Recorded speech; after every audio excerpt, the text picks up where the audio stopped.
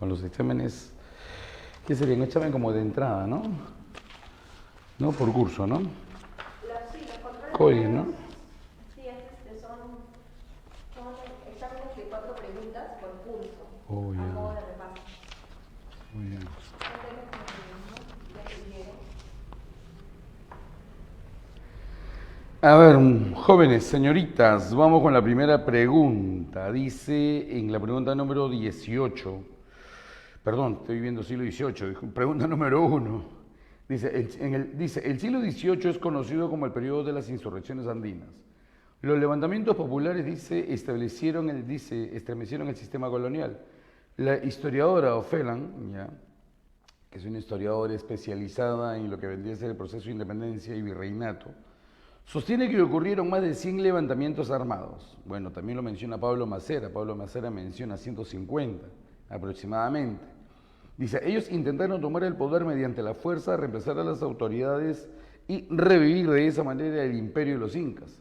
Dicho ello, señale cuáles fueron las causas del levantamiento de Túpac Amaru II. A ver, aquí hay que también hacer una aclaración. No todas las rebeliones fueron de corte separatista, ¿ya? Y no todas quisieron restablecer lo que sería el imperio de los incas, ¿ya? Hay que aclarar también eso. Podríamos tener una incorrecta apreciación histórica. Cuando se habló del tema de independencia, ya cuando se habló del tema de independencia en el ciclo regular, ya, no sé si estuviste acá o estuviste en otra academia o en el ciclo pasado o tu preparación antes de el COVID, como dicen, preparación pre-COVID, ¿ya? Recuerda que el proceso de independencia, como todo proceso histórico, tiene lo que vendrían a ser causas. Ya comenzamos por acá. Todo proceso histórico tiene una causa, ¿ya? Y al tener causas, ¿cuál sería, por ejemplo, la primera causa? La primera causa que denuncian, ya, en este caso, los criollos, los indios, ya, aunque no crean los criollos, también los criollos que son precursores. Los criollos mencionan y los indios mencionan lo que sería una de las causales que conlleva el proceso de independencia, ¿no? Y que toma fuerza en lo que vendría a ser el siglo XVIII. Escucha bien, ¿eh? Que toma fuerza, no es que haya comenzado en el siglo XVIII. Encontramos que sería, ya, en este caso lo que ellos denuncian como el mal gobierno, ya denuncian lo que sería el mal gobierno colonial, ya denuncian lo que sería el mal gobierno colonial. Cuando denuncian el mal gobierno colonial se están refiriendo a las autoridades. ¿Cuáles son las 3 autoridades más odiadas? Y eso inclusive lo menciona también el famoso Guamán Poma de Ayala, ¿ya? Cuando se hablan de lo que serían las malas autoridades, ¿ya? El primero, curiosamente, sería el corregidor, ¿ya?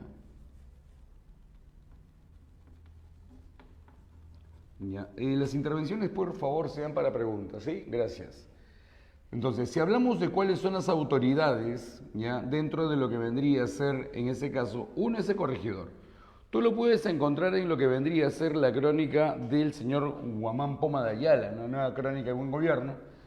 Y él menciona que eran 3 las autoridades, ya que continuamente pues generaban un problema. El primero era el corregidor, el segundo, curiosamente, era el cacique, ya era el cacique, y el tercero sería el llamado cura doctrinero.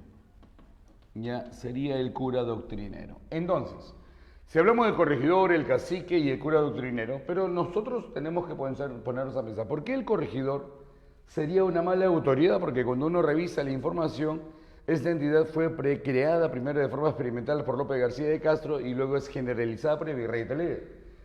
Y se crea profesamente para regular la administración de la población india y, sobre todo, de evitar el maltrato de los encomenderos. Recuerda que el virrey Toledo determina que el corregidor cobraría el tributo y ya no el encomendero, y él tendría que preocuparse porque el trato sobre el indio sea un trato idóneo, bueno.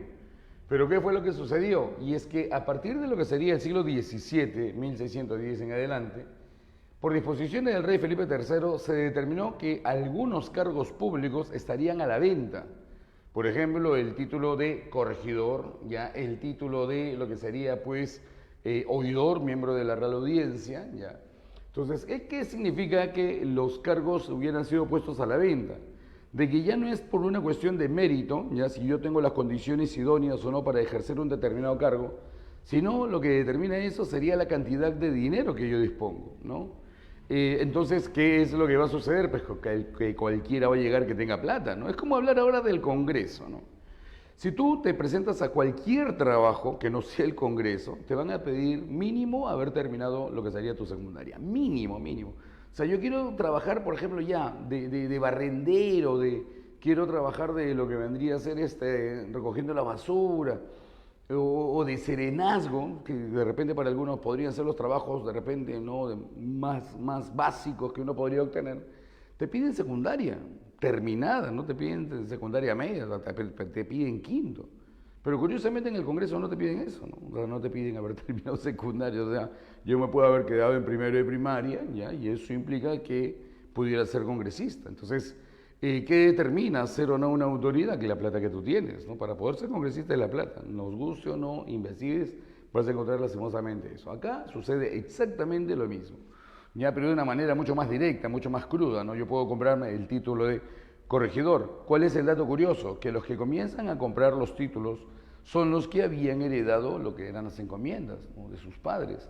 Entonces la situación se complica porque si yo invierto una fuerte suma de dinero para ocupar un cargo público, entonces al invertir ese dinero, ¿qué es lo que voy a hacer una vez en el poder? Voy a buscar recuperar lo que vendría a ser el dinero.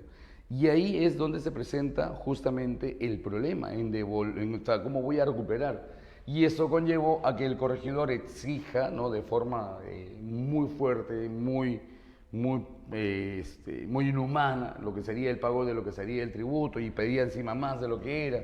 Igual sucede con la mayoría de caciques, ¿no? Que supuestamente era el nexo entre el gobierno colonial y lo que era el pueblo, y se suponía que tenía que ser un nexo, en este caso, que permitiera un equilibrio, pero no sucede así. El cacique se convierte en un personaje tan explotador como el propio corregidor, y de igual manera lo que vendría a ser el cura doctrinero. El cura doctrinero se encargaba de evangelizar a los indios, pero lejos de querer evangelizar o transmitir el amor de Dios, lo que hacía pues era enriquecerse no, de forma recurrente. Entonces, por eso cuando se denuncia el mal gobierno, se denuncia con respecto a esas autoridades. Ahora, el mal gobierno, los españoles conocían el mal gobierno, la respuesta es sí. Y si no intervinieron es porque este mal gobierno no los afectaba económicamente. O sea, sabían que había una situación de maltrato, sabían que había una situación de abuso. Ya bien, las autoridades pues simplemente no actuaron. ¿Y por qué no actuaron? Porque venían recibiendo dinero por parte de esas autoridades. Cuando el gobierno español se veía en la necesidad de hacer las correcciones, cuando el dinero que llega a España comienza a reducir.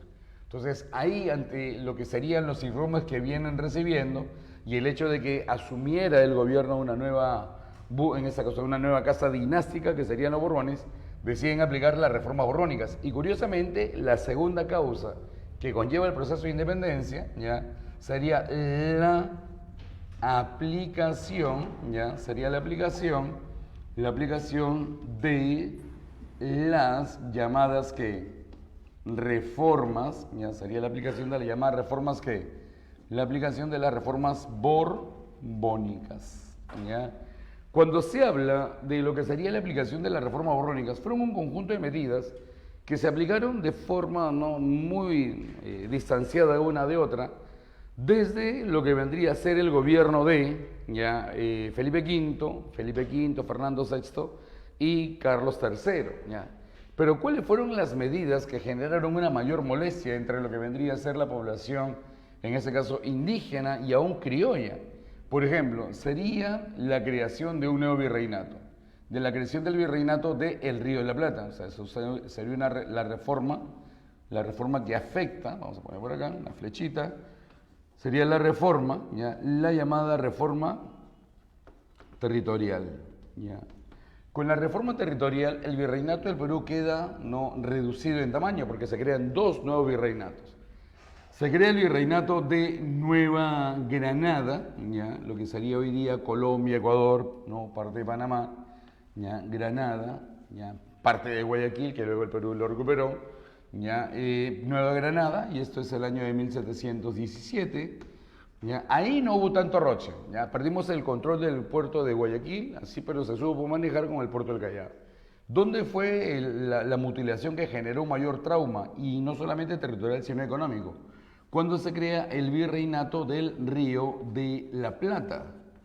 Profe, ¿por qué? Porque cuando se crea el virreinato del Río de la Plata, allá por el año de 1776, ¿qué territorios involucran lo que vendría a ser el virreinato del Río de la Plata? Lo involucran, a ver, por ejemplo, mira, bueno, vamos por ejemplo, ¿cuáles son los que involucran? Sería Argentina, Uruguay, Paraguay, ¿ya? Lo que sería en ese caso Puno, ¿ya? Y lo que sería el Alto Perú, lo que hoy día es Bolivia. Entonces, ¿cuál es el problema? Lo que es Bolivia o el Alto Perú. ¿Por qué? Porque el Perú tiene el control de la mina de Potosí. Si bien la mina de Potosí había entrado en decadencia, todavía era una mina que estaba generando alguna renta, ¿no? Ya estaban en más o menos un 40% de lo que había sido la rentabilidad que tenía, pero igual seguía siendo un 40%. Y el problema ya del Virreinato de Perú es que todo su circuito comercial que había desarrollado estaba vinculado con lo que vendría a ser en este caso Virreinato del Río de la Plata, sobre todo lo que sería el aspecto comercial. Entonces, ¿qué pasa? Que cuando el Perú pierde el control de lo que sería la mina de Potosí, eso inmediatamente genera un problema. ¿Por qué? Porque es como que yo estoy frente a la Universidad de San Marcos, mando a hacer un restaurante, imagínate, para vender a los alumnos, ¿no?, su comida, y yo mientras que esté en la universidad que estoy bien económicamente, pero imagínate que ¿qué pasaría que la universidad sea trasladada a otro lugar? Ya no está en lo que hoy día conocemos como la ciudad universitaria, sino que la trasladan, no sé, a Pachacamaga, a Chosica, donde tú quieras. Eso implicaría que yo económicamente me vería afectado. O sea, imagínate haber invertido, qué sé yo, no sé, una cantidad X de dinero y que la he invertido y ahora no la voy a poder recuperar porque lo que era el medio económico que me mantenía ya no está.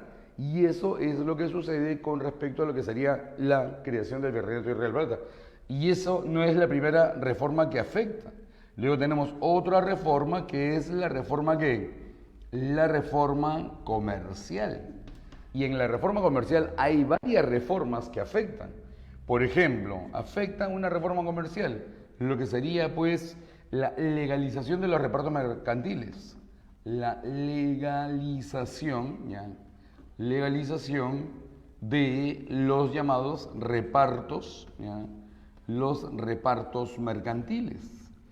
Y cuando hablamos de los repartos mercantiles, jóvenes, ¿ya?, hablamos de la venta indiscriminada de artículos que los indios no requerían. Estamos hablando del año de 1751, ¿no? Se establece, ¿no?, la obligación de vender artículos, ¿no?, que los indios no requerían. Ahora, la pregunta es, ¿y por qué obligar a los indios a comprar? Bueno, ya los repartos ya existían. Ahora la cabrona es que lo que le ha puesto ya el ojo y lo ha legalizado para poder obtener una mayor renta. Cuando hablamos de los repartos mercantiles hablamos de la venta de artículos, ¿ya?, que antes se hacía, porque se suponía que él, en este caso corregidor, tendría que venderle cosas que el indio, en este caso, requiriera.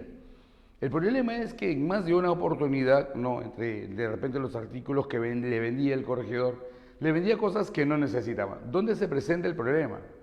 El problema se presenta cuando la minería como principal actividad en el siglo XVIII ya no es, o sea, es la principal actividad, pero esa principal actividad no genera las rentas que se requieren, como para poder, pues, no sacar adelante todo lo que sería un virreinato.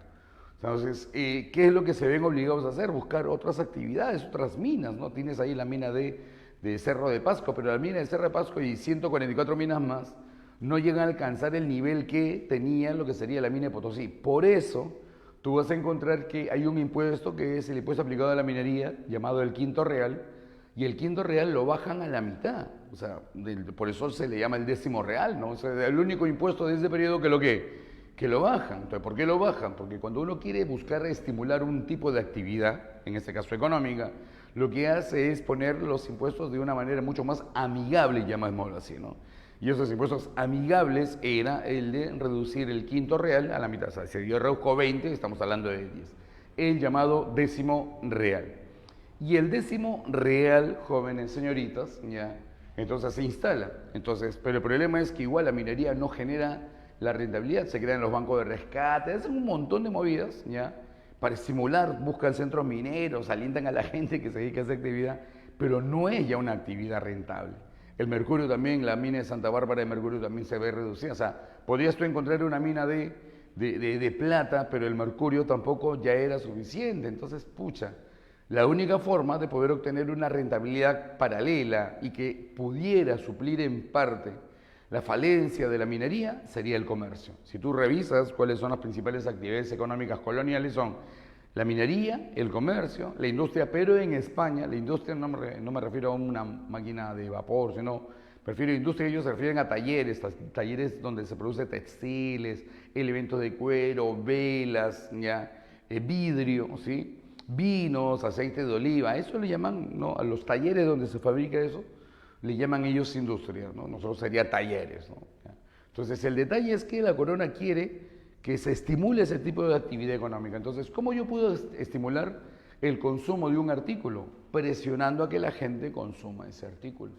Correcto, es como los centros comerciales, no sé si tú sabes, pero los centros comerciales, en la entrada del centro comercial, siempre te colocan cosas que no son de prioridad, ¿no? En lo que serían tus compras. Es igual como cuando tú llegas de repente con tu papá, tu mamá, qué sé yo, a la caja, y en la caja siempre hay dulces. No, siempre hay dulces, no es que encuentres arroz, de repente azúcar, no, siempre hay dulces, elementos que la gente al verlos, es un elemento que no es importante para el desarrollo, ¿no? Nutritivo de una persona, pero ahí lo tienes a la mano. Las gaseosas ahí también, están ahí, el heladita y todo, o sea, están a través de lo que sería el elemento visual, atrayéndote a consumir algo que no necesitas. Entonces, acá la idea es hacer que la gente consuma productos, pero de una forma presionada, para estimular la actividad comercial y hacer que España, sus centros productores en España, se activen económicamente. Esa era la razón de los llamados repartos mercantiles, o sea, estimular la actividad comercial para que económicamente se salga adelante, ¿no? Y no solamente tenemos, ojo, lo que serían los repartos mercantiles, ¿ya? Luego, el año de 1778, ¿ya? Se anularon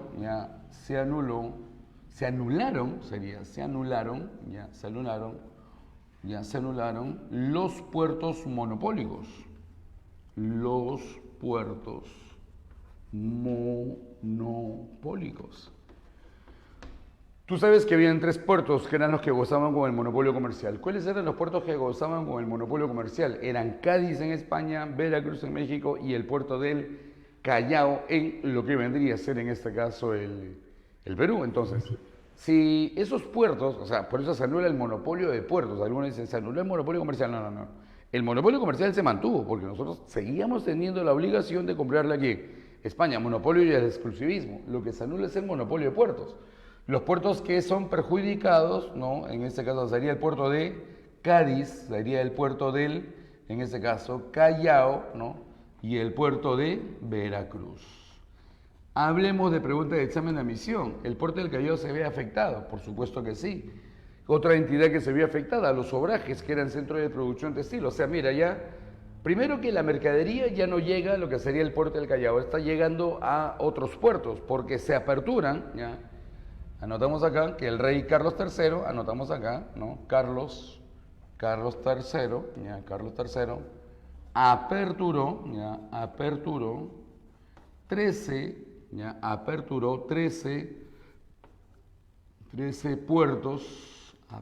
13 puertos en España, ¿ya? Imagínate, de 1 a 13, ¿no? 13 puertos en España y 22 puertos, ¿no? 22 puertos en América. O sea, de tener solamente uno, que sería el puerto del Callao con su puerto de enlace que estaba en Portobelo, Panamá, ya ahora pasamos de 2, ¿no? En América, pasamos ahora ¿qué? A 20, ¿no? Entonces, obviamente, eso va a tener un efecto sobre lo que sería el puerto del Callao. Toda la mercadería llega al puerto del Callao y del puerto del Callao se distribuía, ¿no? A otros lugares, incluyendo lo que vendría a ser el Alto Perú. Y eso afecta también lo que sería el proceso de la economía de la gente. ¿Por qué? Porque encontramos también que hay otras reformas que afectan a la población. O sea, la situación económica se va complicando. Las otras reformas que afectan, ya, o sería la reforma ¿qué? La reforma fiscal, la que tiene que ver con el cobro de impuestos. Cuando se habla de la reforma fiscal, ¿ya? Aumentan el tributo. Ya anotamos acá, aumentan, ya, aumentan el tributo. ¿Se entiende el tributo qué? El tributo indígena. O sea, el indio ahora tiene la presión de que le venden artículos que no necesita, ya. Tiene el problema que ya no hay tanta fluidez comercial, está viendo lo que se llamaría un proceso de recesión económica como el que se ha anunciado, que el Perú va a empezar que ya está viviendo, ¿no? Proceso de recesión, ya, y no tiene la rentabilidad, porque ahora le piden, ¿no? En este caso, que pague ¿qué? Más impuestos. Y el detalle es que el tributo indígena, para este periodo siglo XVIII, ya no solamente lo va a pagar el indígena, o sea, ahora quien es incluido en el pago del tributo sería ¿quién? Sería el mestizo. ¿Qué te parece? Y lo que serían los llamados ya negros libertos. Ya. Serían incluidos en el pago de lo que sería el tributo. ¿Qué te parece? Entonces, la situación obviamente es complicada, por supuesto que sí. Aparte de eso, ya, el indio, anotamos acá, el indio es incluido, ya, el indio es incluido en el pago, ya, en el pago de la alcabala,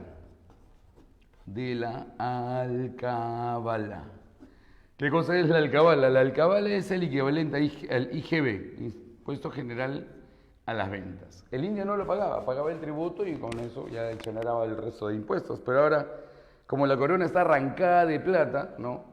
Decide, pues, ¿no? En este caso, hacer que el indio también pague lo que sería la alcabala. O sea, ahora, mira, lo obligan a comprar cosas que no necesita, ¿ya? Entonces, eso lo obliga, ¿ya?, a comprar artículos, pero ahora son artículos que son más caros porque tiene que pagar el IGB. Son más caros y para remate tiene una menor rentabilidad, tiene menos plata porque le están exigiendo el pago de ¿qué? Del tributo. Entonces, todo esto obviamente lo está rinconando al indio. Ah, profe, pero normal, profe, uno agarra y puede comprar lo que vendría a ser contrabando. Sí, pero también aquí hay algo que no lo he colocado en las reformas comerciales, pero se instalan, se instalan las aduanas internas. O sea, ya no va a ser tan fácil contrabandear, ¿no?, artículos de primera necesidad, porque ahora, como hay un mayor control, ¿no?, tú vas a tener que, si te encuentran algo, vas a tener que pagar los impuestos por ese artículo que estás llevando. Entonces, la situación se hace cada vez más que complicada y eso conlleva al proceso de rebeliones indígenas. Que por acá vemos que las primeras rebeliones que se dan son, pues, ¿no?, las que toman más fuerza, ¿no?, las rebeliones indígenas, ¿ya? Cuando se habla de las rebeliones indígenas, jóvenes, ya las dividimos en dos grupos, ya, por si acaso, ya. San Marcos te lo pide saber así porque ya San Marcos ha hecho varias veces preguntas sobre este tema. Lo dividimos en lo que sería rebeliones selvícolas, ya, selvícolas, y rebeliones de la sierra, ya, rebeliones de la sierra ¿qué? De la sierra sur. Ya, no podemos hacer que todo el proceso de rebeliones indígenas como un solo bloque, ya. Hay que tener mucho cuidado. Las rebeliones están divididas en dos grupos. La primera, ya, cuando hablamos de las rebeliones selvícolas, ubicación. Si hablamos de la ubicación, a ver, ¿dónde se encontrarían las rebeliones selvícolas? Ubicación en lo que vendría a ser, ya, la ceja de selva, ya. Estamos hablando de lo que sería chachapoyas.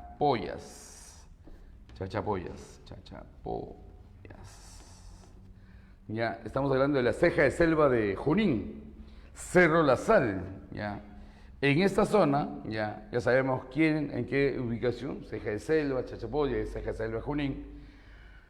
¿Contra quién se rebelan? Toda rebelión siempre es contra alguien, contra los franciscanos que habían ido a ese lugar a evangelizar a los indios, pero lejos de evangelizarlos a los indios los venían explotando con lo que sería pues la mita, en este caso obrajera, la llamada mita de la sal, donde los obligaban a desarrollar trabajos que se supone no tendrían que hacer porque tienen que evangelizarlos, ¿no? Y ahí ellos no pueden achicar la fuerza laboral y eso provoca dos grandes rebeliones. La de 1737, ya, liderada por los hermanos, ya, los hermanos Torote, ya, Ignacio Torote y Juan Torote, y luego la rebelión de 1742, que es la más conocida, que es la rebelión de Juan Santos, ya, Juan Santos Atahualpa.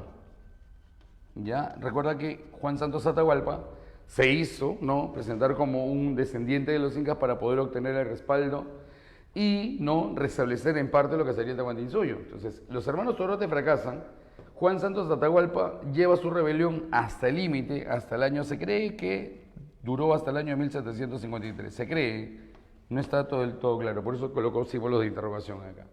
Juan Santos Atahualpa durante casi 10 años, ya si lo vemos así, mantuvo lo que vendría a ser las Merced Chanchamayo, ¿no?, totalmente libre de dominio español, expulsó a los negros, a los franciscanos los mataron, y él mantuvo el control. Pero lastimosamente, por circunstancias que desconocemos al día de hoy, desapareció. Ya hay varias versiones de dónde pudo haber terminado, pero no son nada concretas. Entonces, estas son las rebeliones selvícolas. Ojo con eso, ¿ya? Las rebeliones selvícolas buscan separarse de España. Eso es lo que vemos acá. El detalle es con las rebeliones de la Sierra Sur, ¿ya? Cuando hablamos de las rebeliones de la Sierra Sur, hablamos, a ver, ubicación, ubicaína, vamos con la ubicaína. Ubicación sería el Cusco, ¿ya? Sería Puno, ¿ya? Cusco, Puno, ¿ya? Y lo que vendría a ser el Alto, ¿ya? El Alto Perú. ¿Ya?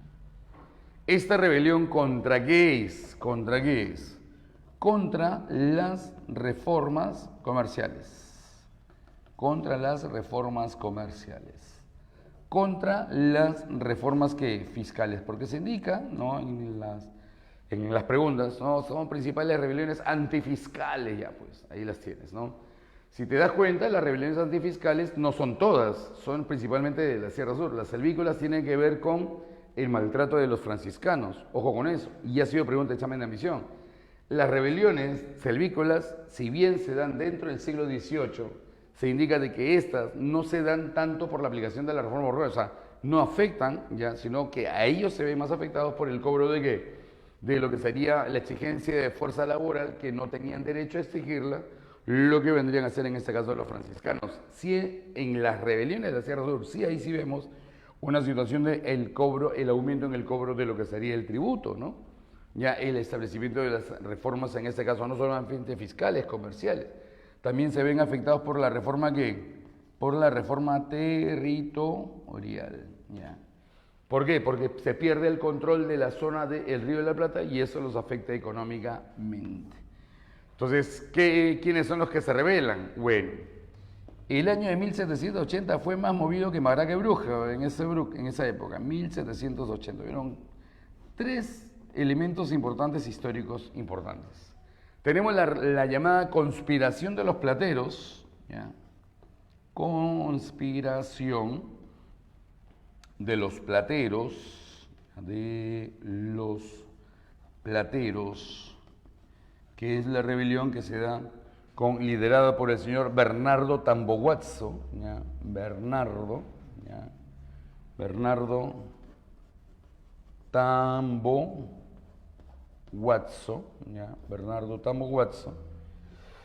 y lastimosamente uno de los que estaba metido en la rebelión comete la estupidez de confesarse y da pues noticia de qué era lo que iban a hacer, por eso termina fracasando. Luego la otra rebelión en el Cusco fue la liderada por el famoso José Gabriel Condorcanqui Noguera, que sería ¿quién? Túpac Amaru II. ¿Ya? Y Túpac Amaru II, cuando se levanta, ¿ya?, tiene una posición de corte reformista. Fue una rebelión, primero de corte reformista, ¿ya? O sea, él quería reformar la estructura del gobierno colonial, ¿ya?, pero sin separarse de España. O sea, comienza como reformista, Y al final, ¿ya? Y al final pasó, ¿no? Pasó a ser, ¿ya? ¿Hacer qué? A ser separatista. O sea, al final, ahí bien al final, ¿no? Ya cuando ya estaba prácticamente la fiesta terminando, ahí recién se da cuenta de que con la corona no se puede negociar, pero ya era demasiado tarde. Y la otra rebelión que se da paralelamente a la de Túpac Amaru, ¿no? Y esa sí tiene una posición separatista, sería la de Túpac Katari, Julián Apaza, ¿no? En el Alto Perú.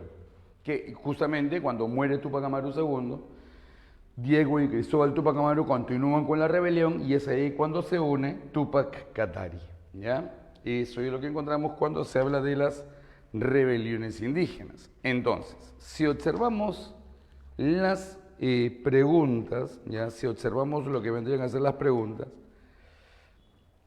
mira, si observamos las preguntas, la pregunta en este caso, dice, el imperio de los incas, dicho ello, señale cuáles fueron las causas del levantamiento de Túpac Amaru. A ver, ya te di un panorama, así que ya tienes bastante información. Ahora, con respecto a la de Túpac Amaru, dice, legalización o los repartos mercantiles, sí, aunque eso ya había sido bien temprano, ¿no? Estamos hablando de 1751.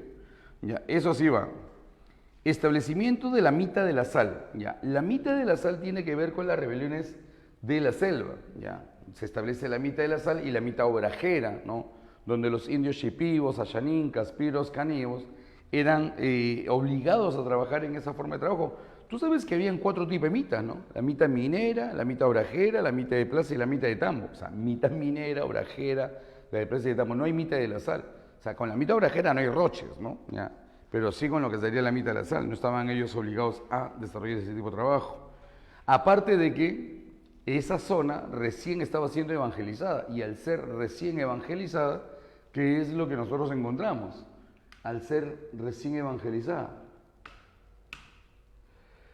que los españoles al recién entrar a esa zona estaban introduciendo sus enfermedades. O sea, ahí, mira, esa zona está abandonada.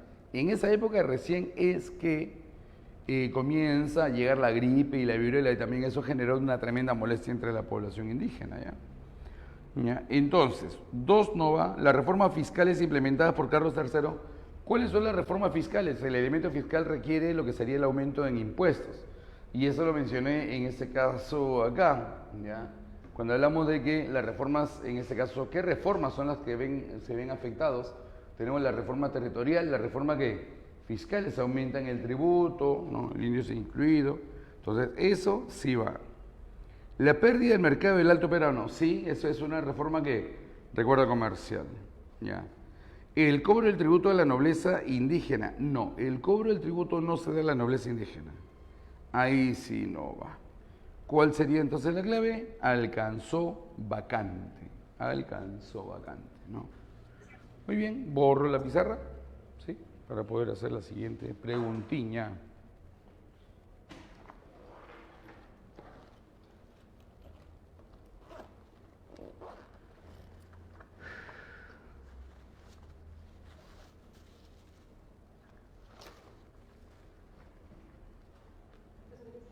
Ya está.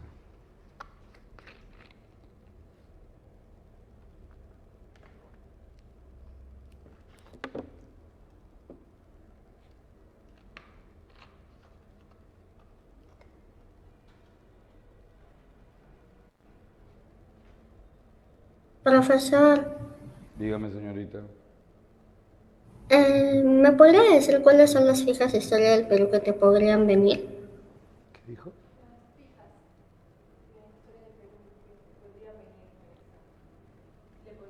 Este es uno de los temas de las fijas. La semana pasada también le dije, virreinato viene, sí o sí. Vienen lo que son contratos económicos. Todo lo que tiene que ver con contratos económicos, contrato Dreyfus, contrato, en este caso, Grace, ¿no? Todo lo que es la venta del bueno, eso siempre también ha venido, ¿no? ¿Ya lo puedo borrar? No, yo lo borro, no te preocupes.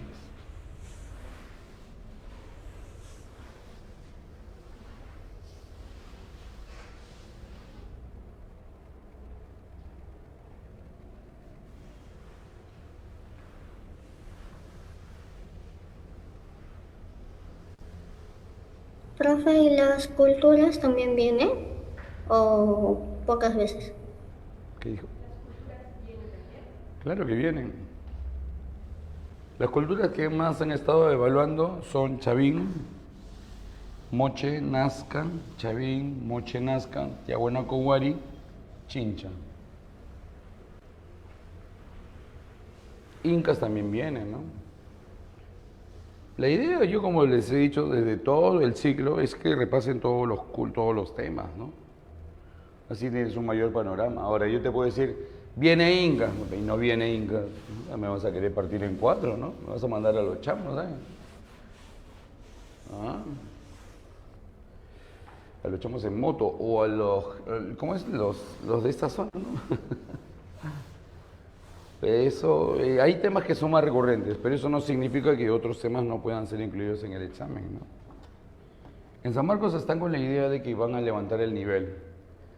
Estaba escuchando el debate de establecer el mínimo en la universidad y los alumnos, pues el tercio decía cómo es posible, ¿no?, de que se haya tenido que hacer que el ingreso a la universidad sea y literalmente con notas de 0,8, 0,7, ¿no?, una cosa así, ¿no? Lo cual obviamente eso tiene un impacto sobre la calidad, ¿no?, en este caso de profesional que va a salir, ¿no? ¿Qué te parece? Pero bueno, ya vamos con la siguiente pregunta, ya tenemos la clave de la pregunta número 1, que es avión. En la pregunta número 2, a ver, ¿qué encontramos en la pregunta número 2? ¿Qué nos dice?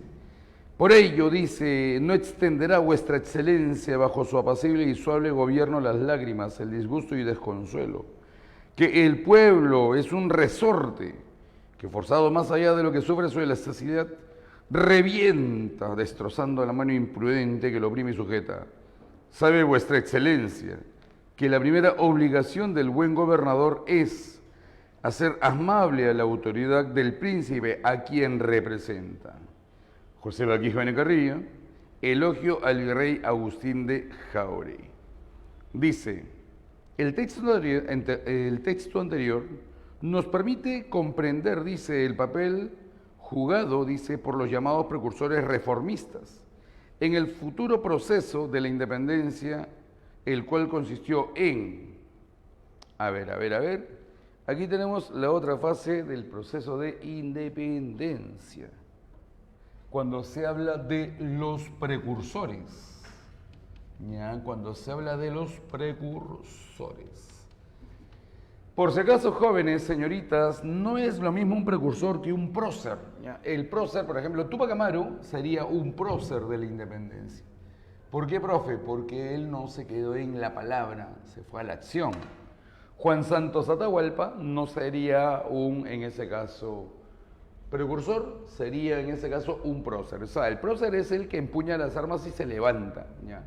Y en ese caso, precursor son los ideólogos. O sea, los precursores, ya anotamos por acá, ya fueron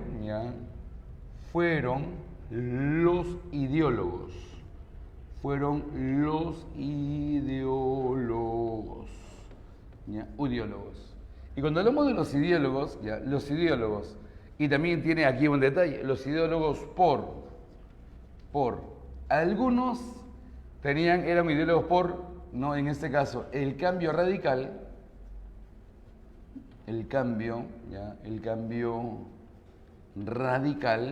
¿ya? ¿Y cómo sería ese cambio radical? Ya son los que toman la posición de corte que separatista, ¿no? Entre ellos se encuentra el famoso autor de la Carta a los Españoles Americanos, el famoso, no sé si te acuerdas, y eso ha sido pregunta recurrente en el examen de admisión, ahora que me estoy acordando, ¿no? La famosa Carta a los Españoles Americanos de Juan Pablo Vizcarra Guzmán, ¿no?, que fuera difundida por el señor Francisco de Miranda.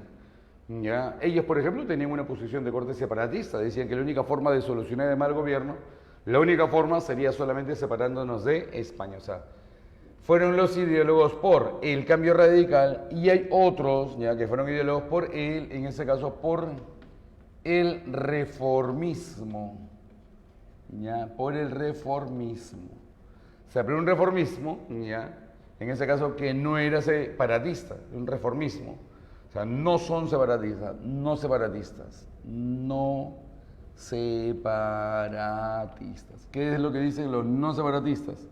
Que se puede llegar a un acuerdo ya de negociación entre lo que sería el gobierno español y los criollos y hasta los mestizos, ¿no? Que podría haber una mayor intervención para poder solucionar lo que vendría a ser el mal gobierno. O sea, ¿por qué hay un mal gobierno? Porque no nos permiten intervenir en el gobierno. Entonces, ¿qué es lo que se debe de dar para solucionar lo que sería el mal gobierno? Tener una mayor intervención de los criollos. Eso es lo que vemos cuando se habla ya de los ideólogos. Los precursores son los ideólogos por la independencia, ¿sí? Pero por la independencia algunos de cambio radical y otros por el reformismo. Si en el examen de admisión te preguntaran, ¿y cuál fue la base ideológica de estos precursores? Fue la Ilustración. Y anotamos acá, la base ideológica, ya, la base ideológica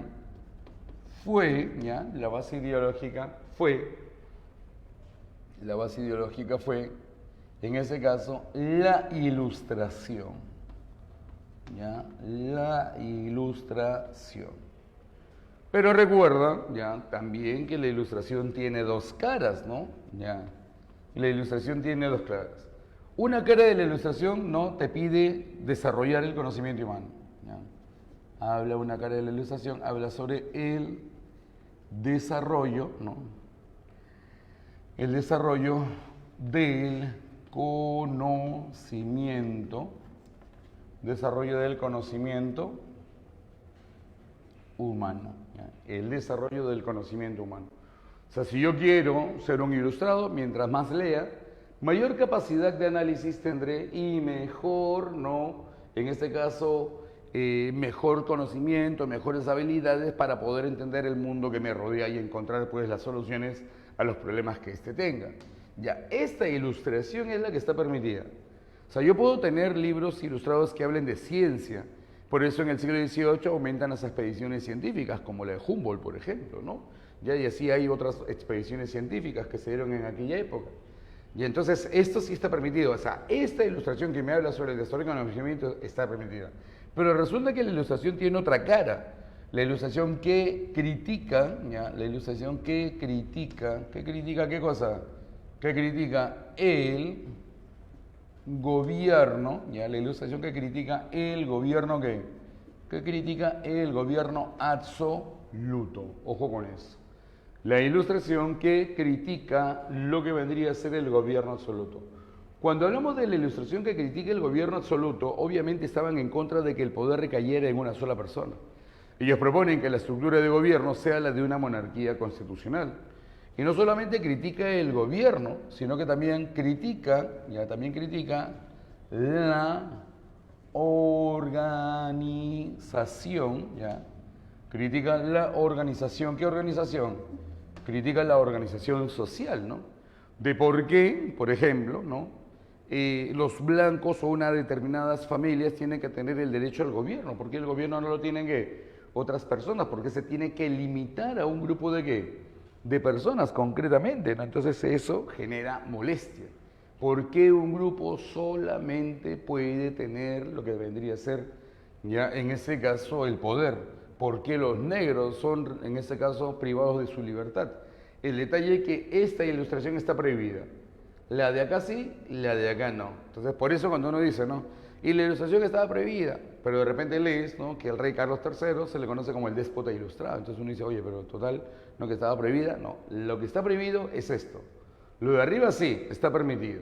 Entonces, eso es lo que nosotros tenemos en cuanto a lo que serían los precursores, ¿ok? Ahora, ¿cuáles son los tipos de precursores que tenemos? Como lo has visto por el aspecto ideológico, son de dos tipos. Tenemos al precursor separatista. Y el precursor separatista en una te dice que la única forma de solucionar el mal gobierno sería separándonos de ¿quién? De España. ¿Quién sería uno de los más representativos precursores separatistas? El señor Juan Pablo Vizcardo, ¿ya? Juan Pablo Vizcardo y ¿qué? Y Guzmán, ¿ya?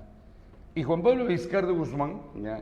Es el autor de la famosa carta, ¿no? Es el autor de la famosa carta a los españoles americanos. ya, es el autor de la Carta a los Españoles Americanos. Esta carta ya llega a manos, porque él no la difundió, ya. Quien la difundió fue el señor Francisco de Miranda. Lo que pasa es que Juan Pablo Vizcarra Guzmán había sido expulsado por ser miembro de la Compañía de Jesús, ya, y se hizo amigo, ya, de Rufus King allá en Inglaterra. Entonces, de un momento a otro, finalmente Juan Pablo Vizcarra Guzmán muere, ya, y como él no tenía familia, no tenía un amigo cercano que era Rufus King, todo lo que eran sus documentos, cosas, pasaron a mano de Rufus King, y entre esas cosas, esos escritos, estaba justamente la Carta a los Españoles Americanos. Entonces, ¿qué sucede? Que él al leer le impactó porque la Carta a los Españoles Americanos hace un análisis político, económico y social, ya, ojo con eso, hace un análisis político, económico y social, 1, 2, ya habla sobre un proceso de independencia que lo lideren los criollos, ya manteniendo una jerarquía social, y luego encontramos que en este caso Rufus King se hace amigo de Francisco de Miranda, quien había fundado la Gran Logia Americana. Y no, como se hacen amigos, Rufus King le habría dicho, oye, yo conocí un compadre que tiene las ideas muy parecidas a las que tú tienes, que me hubiera gustado que América sea independiente, y mira, yo he heredado todas sus cosas, y entre esas cosas hay un conjunto de papeles que sería bueno que tú los leyeras, ¿no? Y es ahí cuando Francisco de Miranda le proporciona, o sea, recibe todas las cartas, ¿no?, que este señor tenía, todos los documentos, toda la papelería, como quien diría, y entre esos documentos estaba la Carta a los Españoles Americanos. Francisco Miranda, anonadado, estupefacto, porque hace un análisis muy bueno sobre la realidad colonial de aquel momento, y él decide traducirla, y cada vez que se reunía con la gente que estaba apoyando la independencia, la repartía, ¿ya? Eso es lo que encontramos con la importancia de Juan Pablo Vizcarra Guzmán. Es considerado como el primer precursor separatista de nivel continental. ¿Por qué de nivel continental? Porque su carta no solamente va a ser importante para los peruanos, por decirlo, sino que también para los argentinos, para los chilenos, para los colombianos, para los venezolanos, quienes al día de hoy ven de suma importancia el discurso de Juan Pablo Vizcarra y Guzmán, ¿ya? El otro precursor separatista, que el que da a conocer la Carta de los Españoles Americanos, ¿recuerda? Francisco, ¿ya? Francisco de Miranda, ¿ya? Francisco de Miranda. Otro precursor separatista, aparte de Francisco de Miranda, sería el señor José de la Riva Agüero, ¿ya? José de la Riva Agüero. Entonces, José de la Riva Agüero, jóvenes señoritas, ¿ya? José de la Riva Agüero, él escribe lo que se conoce como las 28 causas. Es el autor de las 28 causas, ya, vamos a anotar bien el 28 causas, ya, 28 causas ¿para qué? Para la independencia.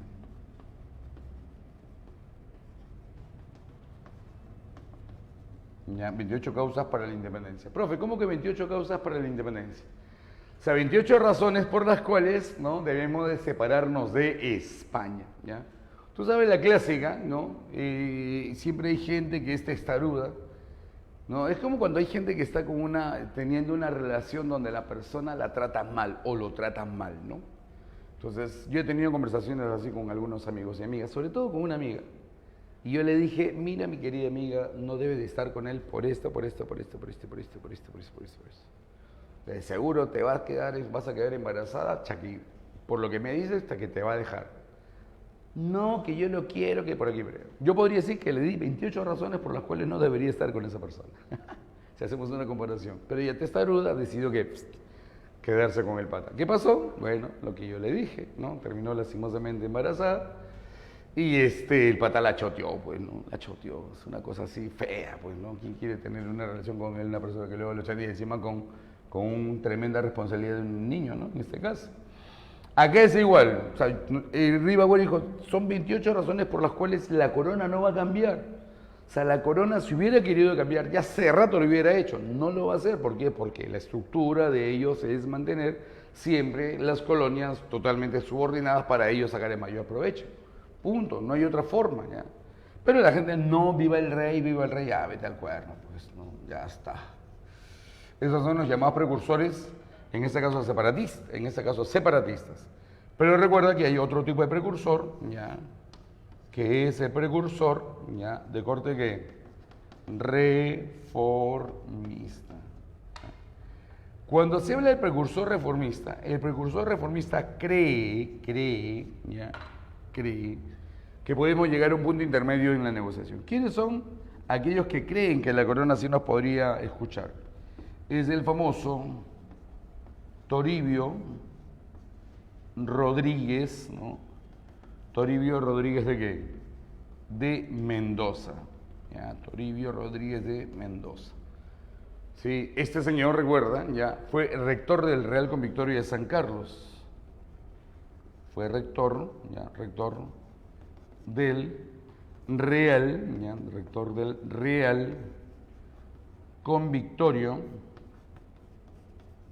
Convictorio de San Carlos.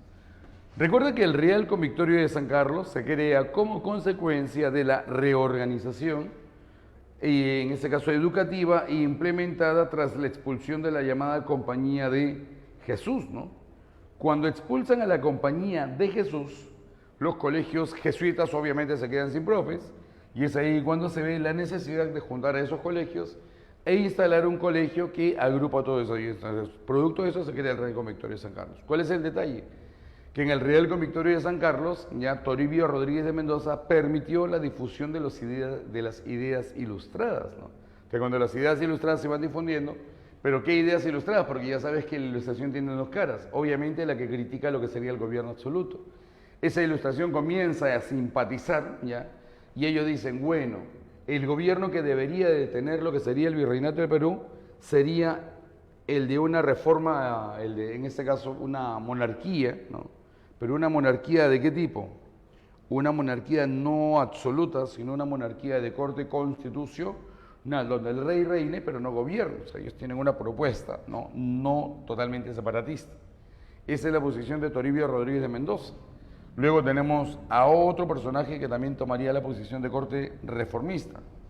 El señor José Baquijano, ¿ya? José Baquijano y Carrillo, ¿ya? Y este señor fue el que dio el discurso laudatorio, ¿ya? Dio el llamado discurso laudatorio. Y cuando se habla del discurso laudatorio se refiere pues a un discurso en el cual se buscó en este caso exaltar la imagen del virrey. Esa era la idea, ¿no?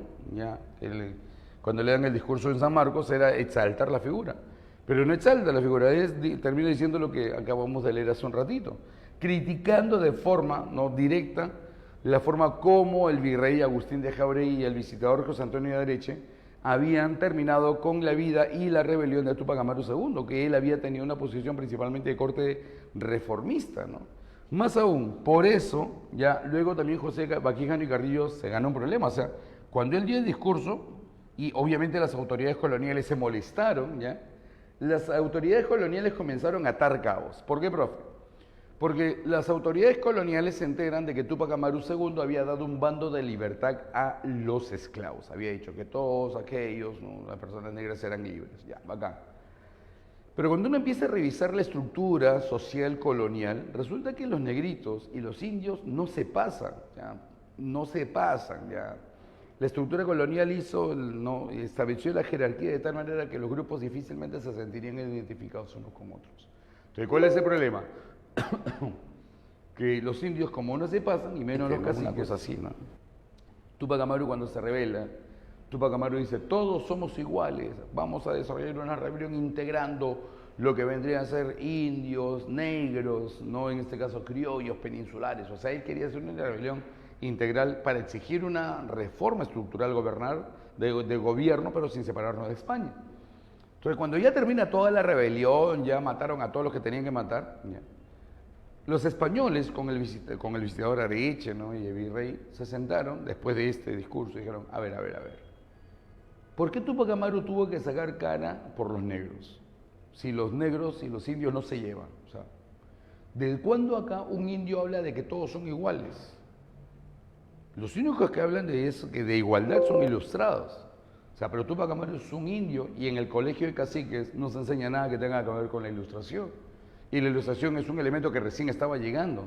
Y Túpac Amaru II ya era una persona madura.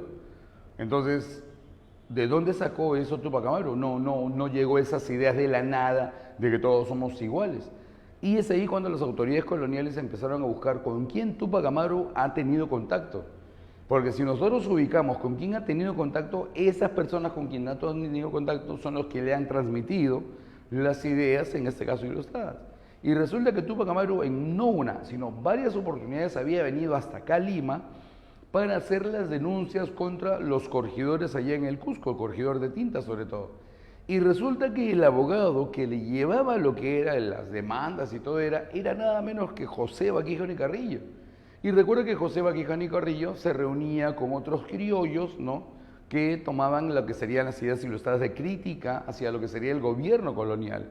Entonces, por eso a José Baquijano y Carrillo le hacen una investigación, pero como buen abogado que era, obviamente logró zafar cualquier tipo de culpa y relación directa que tuviera. ¿Qué te parece? ¿Ya? Entonces, eso es lo que encontramos con el señor José Baquijano y Carrillo.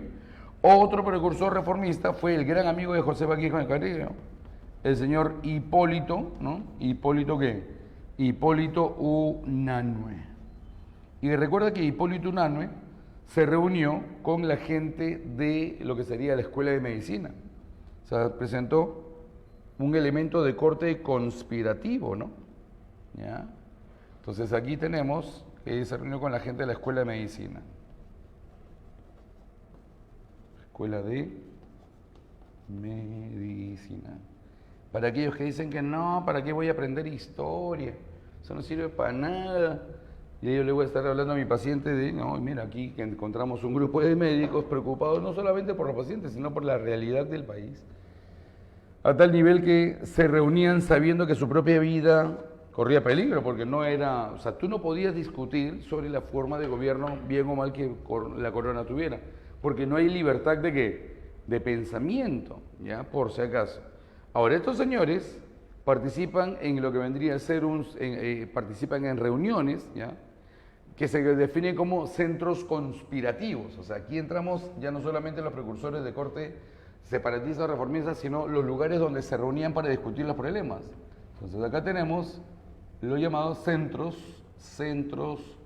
conspirativos. ¿Ya? Recuerda, no hay libertad de pensamiento, no hay libertad de imprenta. ¿Ya?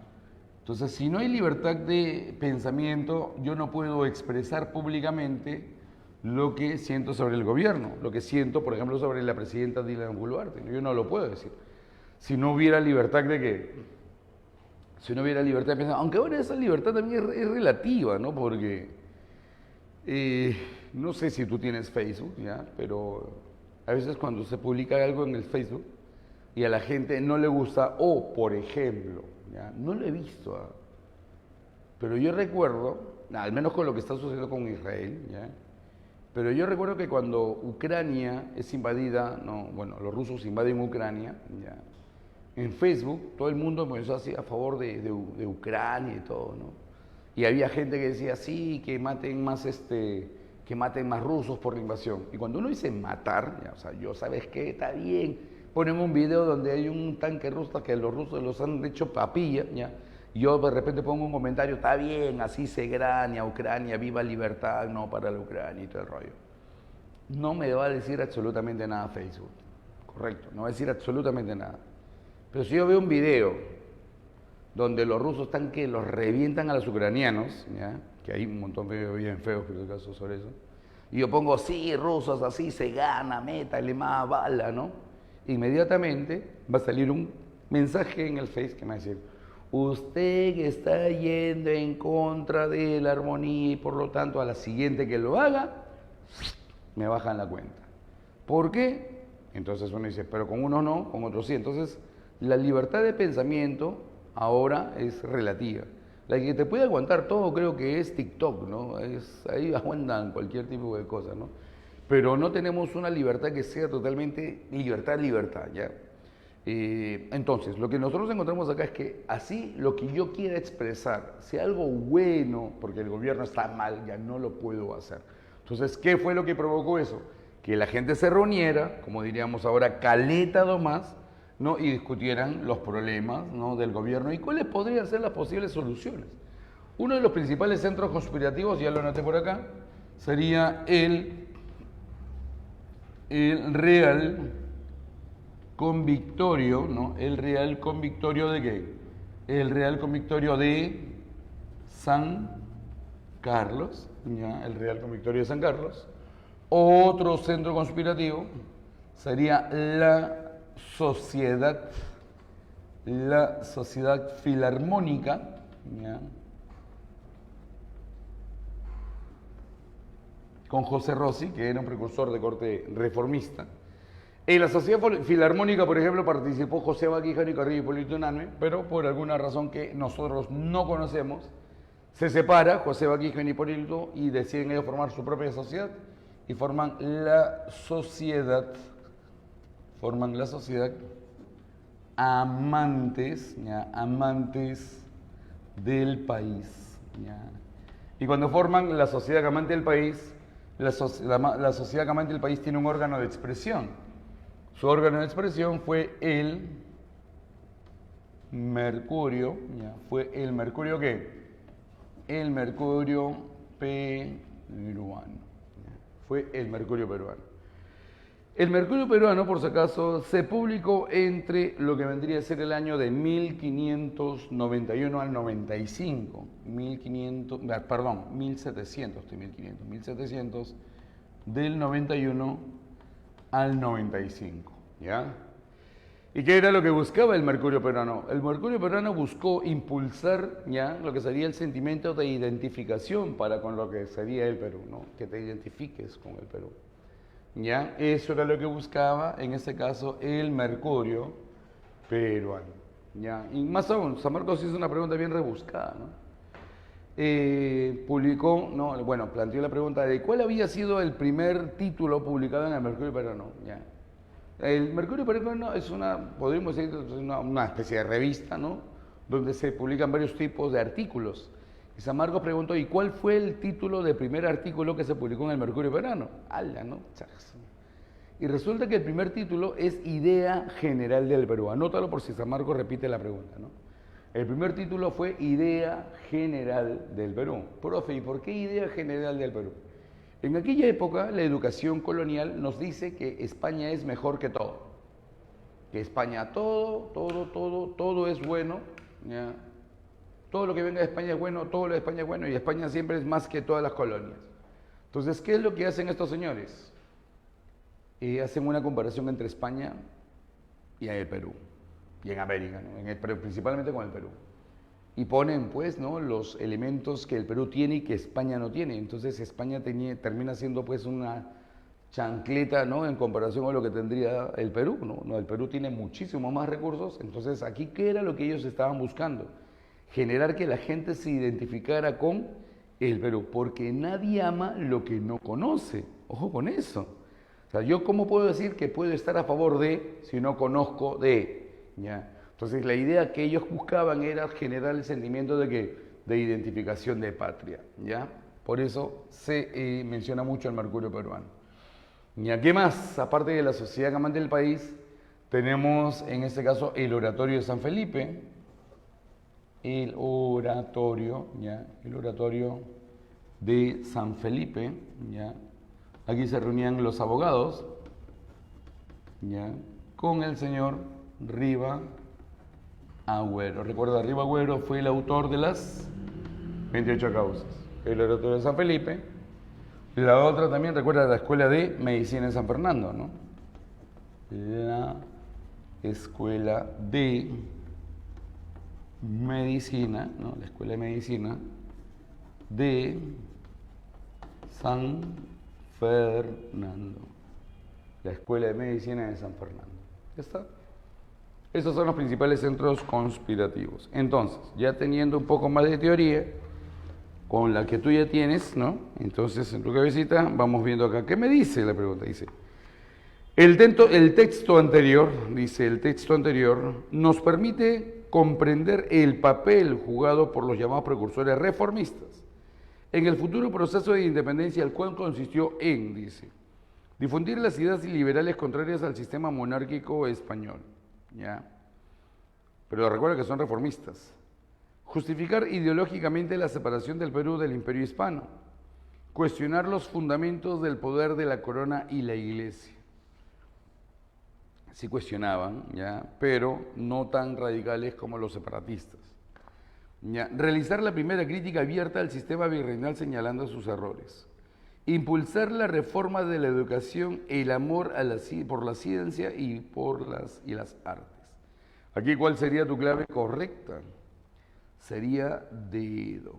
¿Ya? Realizar la primera crítica abierta al sistema virreinal señalando sus errores y cuestionando la forma como fue muerto Túpac Amaru II. ¿Ya? Entonces ahí ya tienes la 3 y la clave dedo. No sé si hay alguna consulta hasta acá. ¿Alguna duda? Se apagó la pantalla por acá. No. Oh, claro, profesor. ¿No hay nada? Tampoco seguro. Está súper claro. Todo claro. Ya está.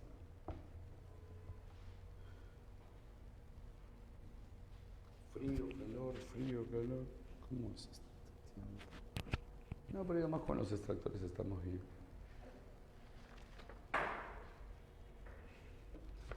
Ya está. Vamos con la pregunta número 3. A ver, dice, a pesar de su fracaso el movimiento de Francisco de Sela, fue importante porque demostró claramente el deseo que había en esta región de reunificar el sur peruano y el Alto Perú. Asimismo, demostró que los rebeldes criollos y las provincias que en general se encontraban bastante cerca, dice más cerca de los indios que sus, dice, refinados congéneres blancos en Lima, tanto física como socialmente estaban dispuestos a aliarse con los jefes indígenas en su intento por derribar el gobierno español.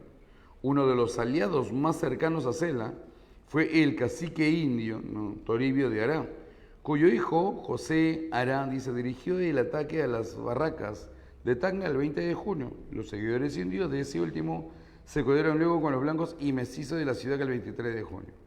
John Fisher, ¿no?, el Perú borbónico, 1750-1824. Dice, de acuerdo a la cita anterior, podemos afirmar que a. Las reformas borbónicas fueron la causa principal del levantamiento. No lo dice directamente. Ya, en este caso luego dice, José Rosa Ara participó activamente en el movimiento de Francisco de Sela, ya, sí, ahí lo dice. Dice, uno de los aliados más cercanos a Sela fue el cacique indio Toribio de Ará, así que eso sí va. Fueron dirigidas por los caciques con el apoyo de los criollos de la ciudad. Fueron dirigidas por los caciques con el apoyo, dice, de los caciques de la ciudad. ¿Ya? Ahí viene el detalle. ¿Fueron dirigidas? No, fue dirigida por Francisco de Sela. Luego dice, los protagonistas de la rebelión fueron generalmente criollos e indios. Sí, eso sí dice la pregunta, ¿no? Entonces aquí la clave sería, besito, 2 y 3. A ver, vamos con la siguiente parte. Borro.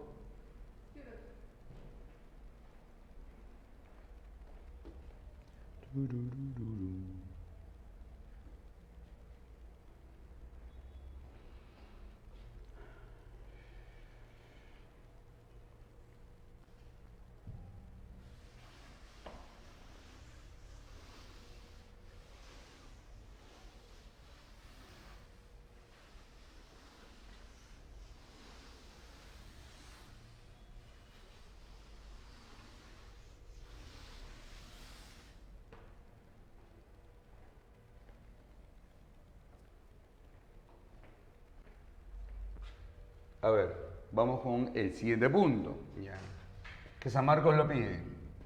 La invasión, ya, la crisis española provocada por la invasión, ¿no? La invasión napoleónica, ¿ya? La invasión napoleónica a España, ¿ya? Cuando se habla de la invasión napoleónica a España, esta se desarrolló entre el año de 1808 y 1813. San Marcos, esta sí es una de las fijas, como dicen algunos, ¿ya? Es un elemento que San Marcos lo ha estado pidiendo, ¿ya? ¿Y qué es lo que nosotros encontramos acá? A ver, cuando Napoleón Bonaparte invade España, ¿ya? Producto de una falla de cálculo por parte del rey Carlos, en este caso Carlos IV, Napoleón Bonaparte invade España y Napoleón impone como rey a su hermano. Entonces acá notamos, ¿ya? Que España es invadida por Napoleón y Napoleón, ¿ya? Napoleón impuso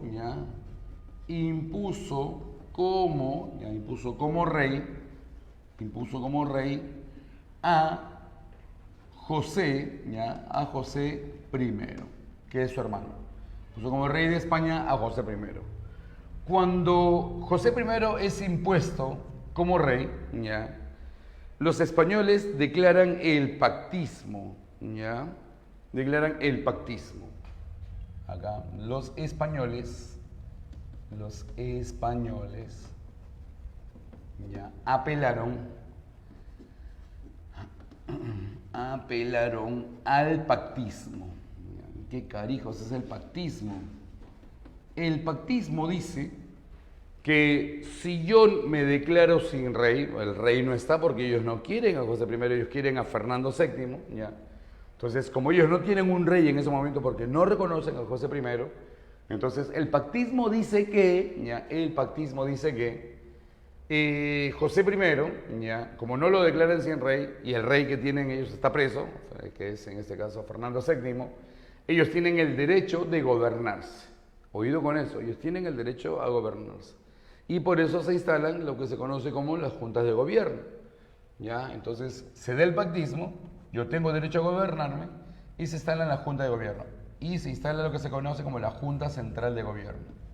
Se instala la Junta Central, ¿ya? La Junta Central de Gobierno. Entonces la Junta Central de Gobierno se está instalando a consecuencia de que estos españoles se están declarando que sin rey. Ojo con eso, se están declarando sin rey. Entonces, como yo me declaro sin rey, ok, yo estoy aplicando lo que sería el pactismo.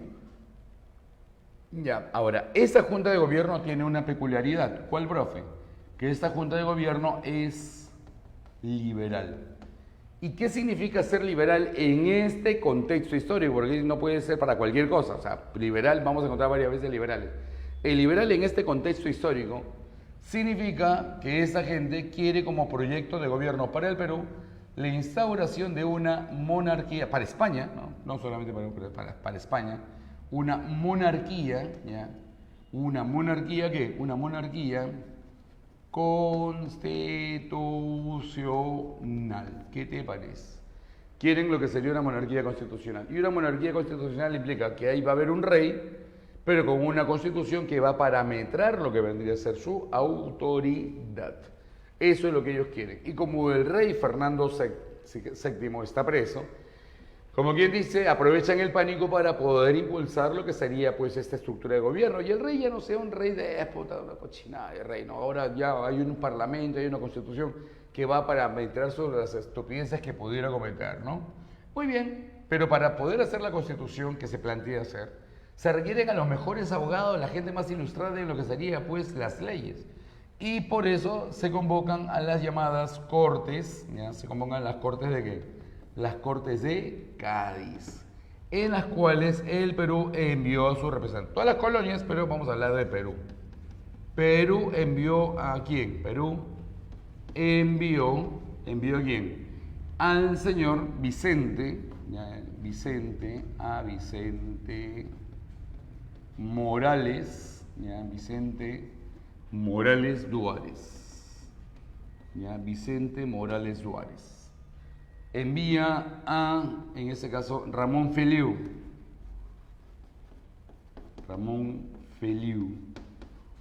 ¿ya? A Blas de Ostalaza, A José Baquijano. Ya, a José Baquijano. Muy bien.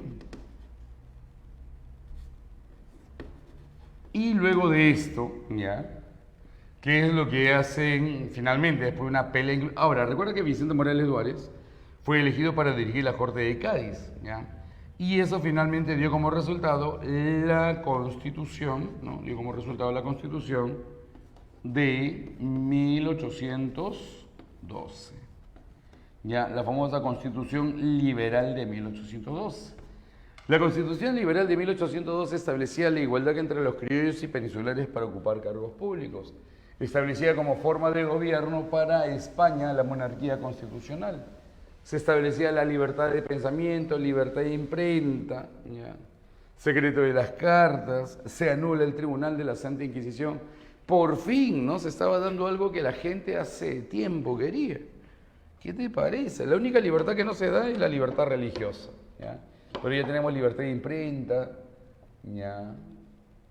Pero es un poco raro, ¿no? Que no hayan permitido la libertad religiosa. Pero en fin, ¿ya? Entonces, ya hay libertad de imprenta, libertad en este caso ideológica, ¿ya? Menos la religiosa. Entonces, ¿qué es lo que pasa? Que mientras que en España se había estado dando todo esto, ¿ya? Se había estado trabajando en la Constitución y todo el rollo, en América se instalan las juntas de gobierno también. Juntas, ¿ya? Las juntas americanas. Y las juntas americanas, jóvenes, las juntas americanas, se instalan, ¿ya? Bajo la misma idea del pactismo. Nos declaramos en rey y instalamos nuestras juntas de gobierno. Recuerda que esas juntas de gobierno se instalan sobre pretexto de defender los derechos de quien ellos consideran el rey, que es Fernando VII. Entonces, por eso se instalan las juntas americanas. ¿Cuáles son esas juntas americanas? La de 1809 y las juntas americanas de 1809 son, a ver, vamos acá, ¿cuáles son las de 1809? Son la de Chuquisaca, ¿no? La Paz, Quito, ¿ya? Chuquisaca, La Paz, Quito. ¿Sí? Y luego tenemos otra junta de gobierno en 1810, que son uniendo más, 1810. ¿Cuáles son las juntas de 1810? Son la de Santa Fe de Bogotá, la de Caracas, la de Chile y la de Buenos Aires. ¿Qué te parece? Son la de Santa Fe de Bogotá, la de Caracas, la de Chile y la de Buenos Aires. Así como lo ves, mi querido alumno. Entonces, hacer la de Santa Fe, la de Caracas, la de Chile y la de Buenos Aires, ¿ya? Estas juntas de gobierno, recuerda, se instalan, no porque tienen el derecho por el pactismo, y dicen que defienden los derechos del rey Fernando VII. Pero lo que no esperaban es que tenemos un virrey, que es muy cuco, que es el virrey Fernando, ¿no? ¿Fernando de qué?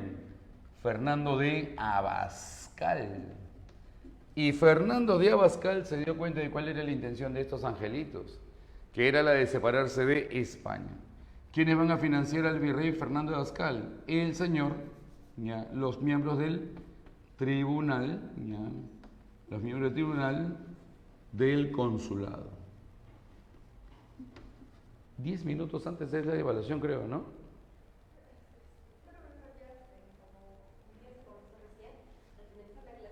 Ah, ya. Sí, para poder coordinarlos ambos. Gracias. Entonces, el Tribunal del Consulado, ¿ya? Va a poner la plata para que el virrey Fernando Abascal se tumbe esa junta de gobierno. Se tumba la junta de gobierno Chuquisaca, La Paz, Quito, la de Santa Fe, de Bogotá, la de Caracas y la de Chile. ¿Cuál es la única junta que logra sobrevivir? Es la de Buenos Aires.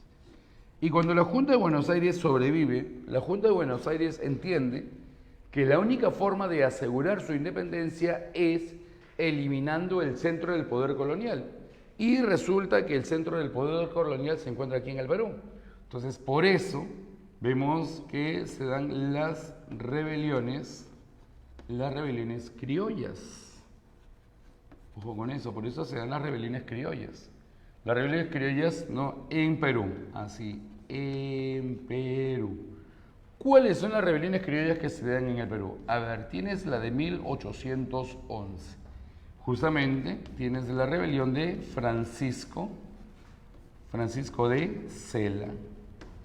¿Ya? Tienes la rebelión de 1812, ¿ya? Que es la de Crespo y Castillo. ¿Ya? Ellos instalaron una junta en Huánuco, Junta de Gobierno de Huánuco. Pregunta examen de admisión. De Huánuco. Luego tienes otra, la de 1813, liderada por, en este caso, Enrique Payardelli. ¿Ya? Enrique Payardelli. Y luego tienes la de 1814, que es la de los famosos hermanos, los hermanos Angulo, ¿ya? Y Mateo Pumacahua. ¿Cuál es el detalle de 3 de estas rebeliones? De 3, solamente 3. Mateo Pumacahua. ¿Cuál es? Y es que, mira cachimbo, ¿ya? Mira cachimbo, que cuando hablamos de estas rebeliones criollas, recuerda, se dan como consecuencia de que en Argentina quieren eliminar el centro del poder colonial. Y al querer eliminar el centro del poder colonial, requieren juntarse con peruanos en la zona sur. ¿Para qué? Para que esos peruanos se rebelen, liberen lo que hoy día sería Bolivia y que el ejército argentino pudiera cruzar sin mayor dificultad, no introducirse, meterse en el virreinato de Perú y de esta manera sofocar la rebelión, ¿no? Sofocar, al virreinato y lograr y consolidar su independencia. El problema es que cuando se da la rebelión de Francisco de Sela tendría que haberse conectado con Castelli, ¿ya? Enviado por, en este caso, Argentina, pero Castelli no pudo cruzar la cordillera y termina siendo, ¿qué? Derrotado. Y al ser derrotado Castelli, termina también siendo derrotado Francisco de Sela. La rebelión de Crespo y Castillo no tiene que ver con la conexión de Buenos Aires, ya porque se encuentra en Huánuco, pero sí lo que sería la rebelión de Enrique Payardelli, que se le conoce como el segundo grito libertario de Tacna. Aquí esta rebelión tendría que haberse unido con Belgrano, ¿ya? Pero Belgrano también tuvo mucha dificultad de cruzar la cordillera y al ser derrotado, también termina siendo derrotado Enrique Payardelli. Luego se ve la rebelión de ¿quién? De los hermanos Angulo, que también buscaba unirse con la fuerza de Buenos Aires, ¿ya? Pero también terminan siendo derrotados, ¿ya? Y también los argentinos envían pues a Balcarce, ¿no? Para apoyarlo, pero también Balcarce no pudo cruzar la cordillera. El problema era la cordillera, era extremadamente difícil, ¿no?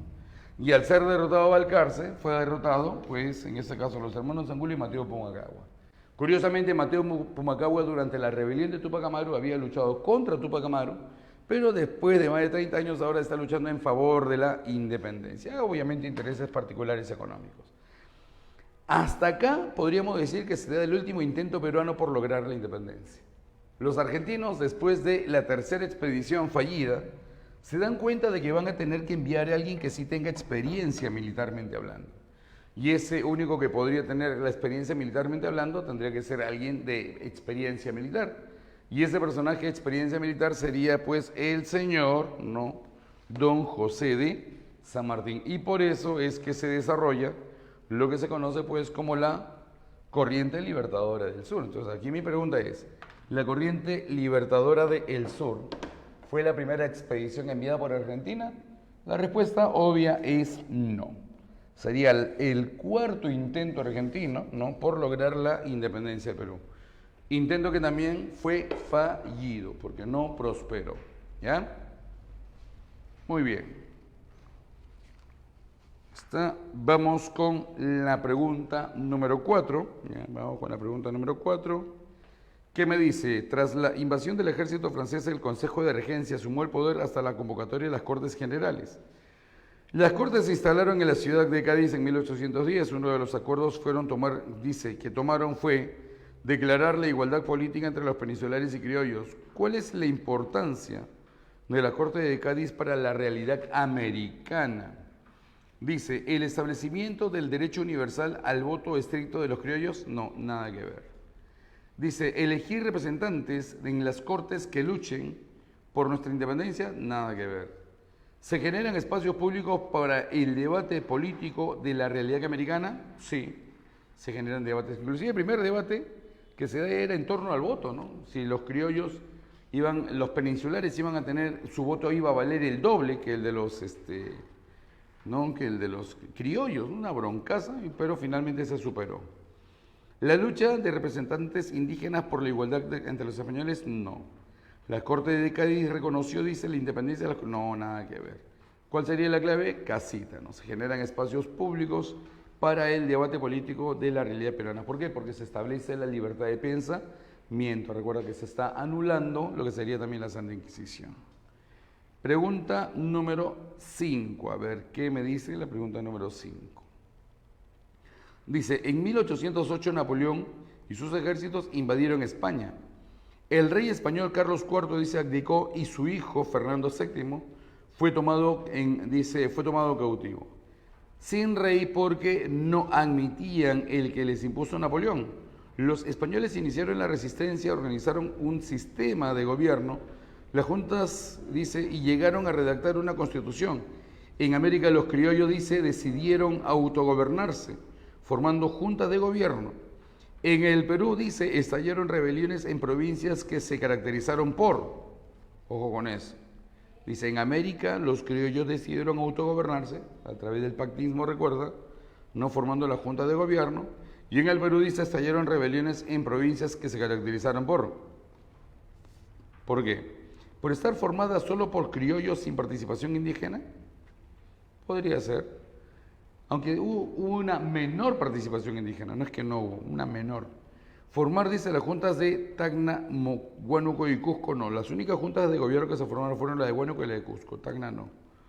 Ser organizadas por los criollos liberales que tenían como centro de operaciones a Convictorio San Carlos. Ah, podría ser, pero eso ya es para el año de 1808, eso tendría que haber sido el siglo XVIII, no el XIX. Ya. Luego dice, ser derrotadas por la acción del Marqués de la Concordia, con el apoyo económico del consulado. El Marqués de la Concordia es el título que se le da al virrey Fernando de Abascal después de haber terminado con la rebelión, ¿no? En este caso de las rebeliones criollas. Y es un título, Marqués de la Concordia. Eso sí va. Estar, dice, vinculadas a los ejércitos rioplatenses, pero eso es después. Luego dice, estar vinculada a los reparticiones de Castilla y Belgrano que venían por el Alto Perú. No, aquí la más completa, ¿cuál sería? Sería la clave de Edito. De Edito. Ya está. A ver, un segundo, ¿ya? Un segundo, chicos, yo ahorita regreso. Dame la nariz.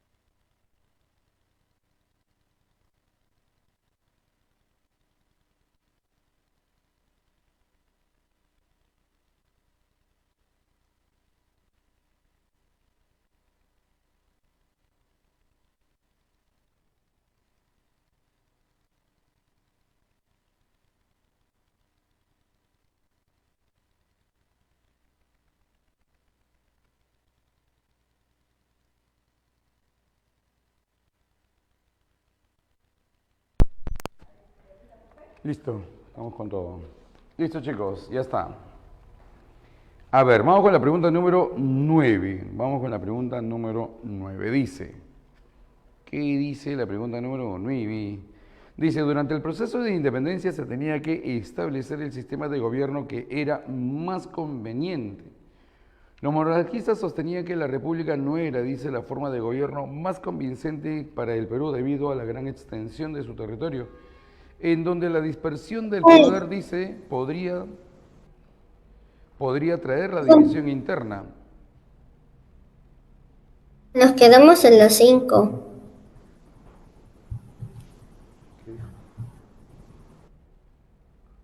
No la entendí, señorita. No, profe, que nos quedamos en las 5, falta las 6. Sigue las 6 todavía. En las 5. Ah, cierto. Sorry. Estoy adelantado. Ya, en las 5 no, las 5 ya está la clave. Las 6 sería. A ver, dice las 6, disculpe, señorita. A ver, dice, sobre las medidas, dice, tomadas por las Cortes de Cádiz, indique el valor de verdad o falsedad según corresponda, ¿no? Elabora la Constitución de 1812 estableciendo que la ciudadanía es solo para los peninsulares y criollos, no, la ciudadanía es para todos. Y así que eso es falso como el amor de tu ex. Establece la libertad de cultos, no había libertad de cultos.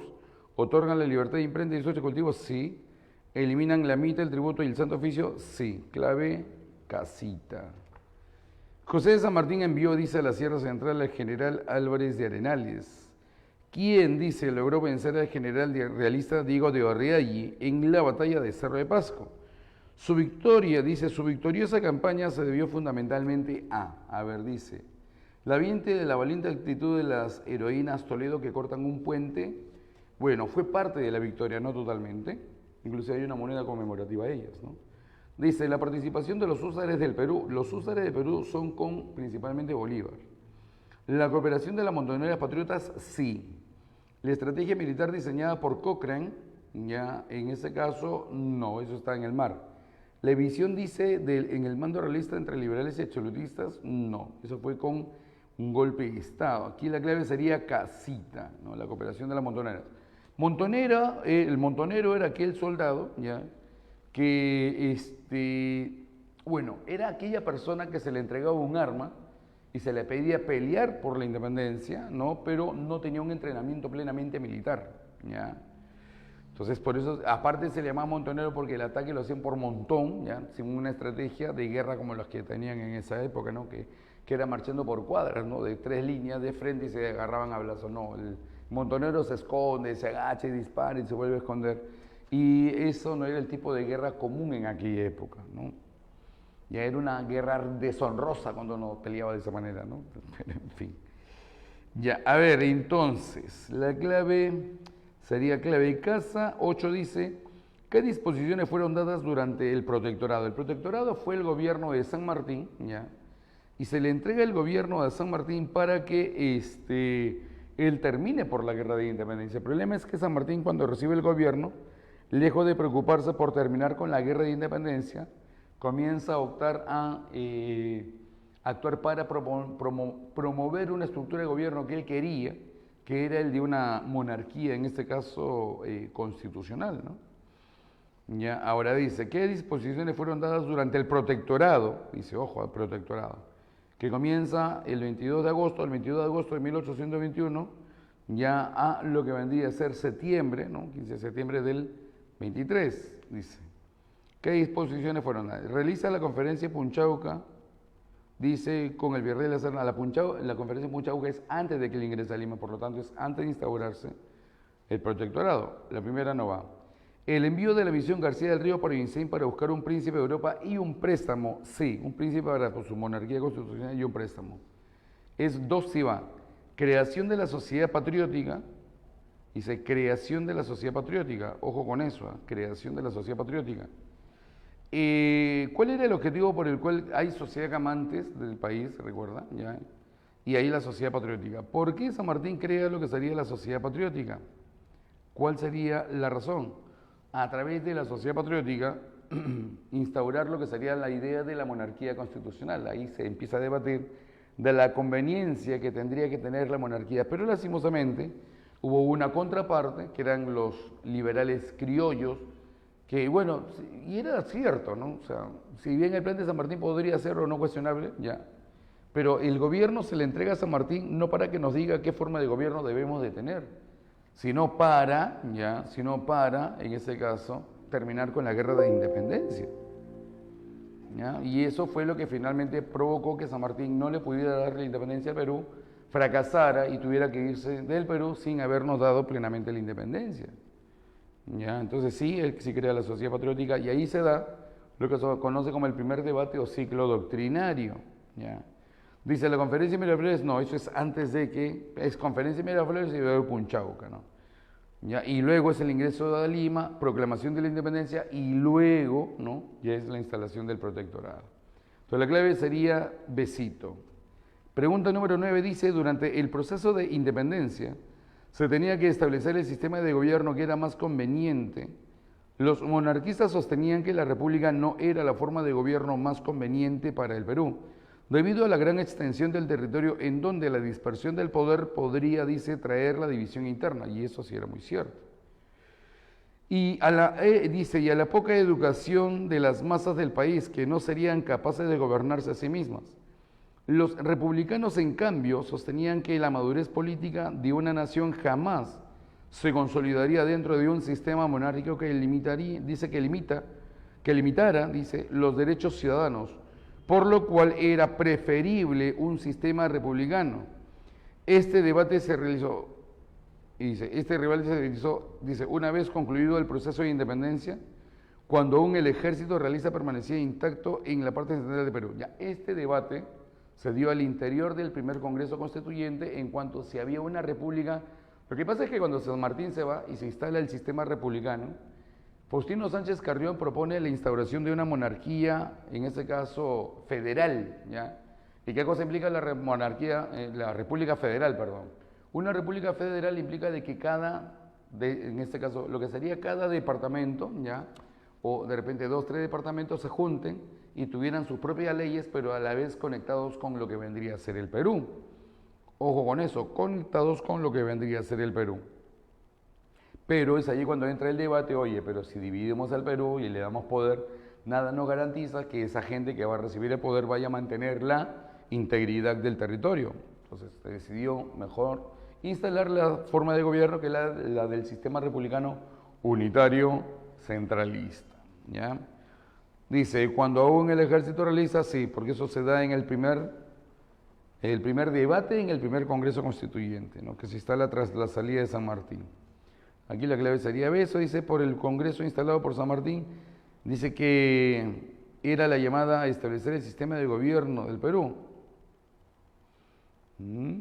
Eso podría ser también, dice, en el primer Congreso instalado por San Martín, que era llamado a establecer el sistema de gobierno del Perú. Luego dice, en la sociedad patriótica, mira, se acerca bastante, ¿eh? Ya dice... Luego dice, en la sociedad patriótica creada por San Martín para difundir los ideales, bueno, San Martín no propone la monarquía, la república, él quiere una monarquía constitucional. Durante el desarrollo de la conferencia de Guayaquil, no, porque la entrevista de Guayaquil tiene que ver con la ayuda militar que Bolívar le tendría que dar, no se ve precisamente eso. Ahora, ¿cuál de las dos es? Porque tenemos Beso y Casas se acercan bastante. Ya dice, los republicanos en cambio sostenían que la madurez política de una nación jamás se consolidaría dentro de un sistema monárquico que limitara los derechos ciudadanos, por lo cual era preferible un sistema republicano. Este debate se realizó cuando aún el ejército realista permanecía intacto en la parte central y sur del país, ¿ya? Luego dice, en el primer Congreso instalado por San Martín, que era llamado a establecer el sistema de gobierno del Perú. Ahora, el detalle es que dice, cuando el ejército realista se mantenía, mira, intacto en la parte central y sur del país. En la parte central ya habían sido derrotados, sería la parte solamente que sur. Entonces, la que tiene más información, obviamente, sería en el primer Congreso, instalado por San Martín, que deja a Toribio Rodríguez Mendoza, llamado a establecer el sistema de gobierno. Claro, una de las tareas dos tareas le deja San Martín al Congreso. Definir la forma de gobierno que el Perú debería de tener, ¿ya? La forma de gobierno que el Perú debería de tener, y la elaboración de lo que sería, en este caso, nuestra primera constitución, ¿no? Muy bien, vamos con la 10, que dice: determina la verdad o falsedad de los siguientes anunciados relacionados con la corriente libertadora del sur. San Martín llega al Perú y encontró, dice, los españoles divididos por el enfrentamiento entre el virrey Pezuela y la Serna. No, recuerda que le dan un golpe de Estado, no había una división concretamente entre ellos, sino entre las posturas políticas. ¿Ya? Fue un golpe de Estado intempestivo, así que eso es falso. El gobierno liberal establecido en España en 1820 influenció en la propuesta de San Martín de negociar la paz según la establecida en la Constitución del 12, sí. Ya se restablece la Constitución del 12, se da el trienio liberal. Durante el protectorado, San Martín, dice, crea la Sociedad Patriótica con el objetivo de difundir, sí, ¿verdad? Luego de la conferencia Punchauca, San Martín, dice, José La Serna optó por abandonar Lima y se instala en el Cusco, ¿no? Que sería la última capital del Virreinato de Perú, sí. Clave enano. En la pregunta 11 me dice: el primer Congreso Constituyente, que fue instalado por José de San Martín en 1822, tenía un carácter republicano y liberal. Elaboraron la Constitución de 1823, que se caracterizó por el predominio de las ideas liberales, y para encargarse, dice, del Ejecutivo, formaron un triunvirato: José de la Mar, Felipe Antonio Alvarado y Manuel Salazar y Berrígeno.